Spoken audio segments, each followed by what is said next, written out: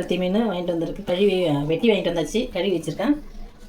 குழம்புக்கு வெங்காயம் தக்காளி அரிஞ்சிருக்கேன். வறுக்கிறதுக்கு மீன் வந்து மிளகாத்தூள், உப்பு, சோம்பு, மஞ்சத்தூள், தேங்காய், புளி எல்லாம் போட்டு வச்சுருக்கேன். இன்றைக்கி வறுக்கும் போது பார்க்கலாம், குழம்பு வைக்கும் போது பார்க்கலாம். என்ன சூடாகிடுச்சு, கருடம் வெந்தயம் தாளிக்கலாம்.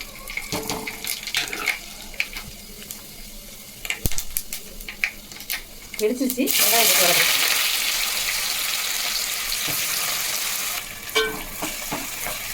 வெங்காயம் வதங்கிடுச்சு. தக்காளி போடுவோம். வெங்காயம் தக்காளி வதங்கிடுச்சு. புளி தண்ணி ஊற்றலாம். புளி கொதிச்சிருச்சு. மஞ்சத்தூள் ஒரு 3 ஸ்பூனு, மிளகாத்தூள். குழம்பு கொதிக்கிட்டு பார்க்கலாம். குழம்பு கொதிச்சிருச்சு. மீனை போட்டுடலாம். மீனை போட்டு ஒரு 5 நிமிஷம் கழிச்சு இறக்கி வச்சா மீன் குழம்பு ரெடி. காணாங்கழுத்தி மீன். சொல்ல மறந்துட்டேன். தேங்காய் ஒரு 1/4 மூடி அரைச்சி ஊற்றிருக்கேன். கருவேப்பிலை போடலாம்.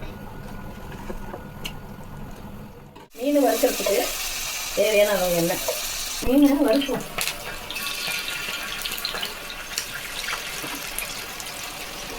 ஒரு பக்கம் மீன் வெந்துருச்சு. தட்டி போடுவோம்.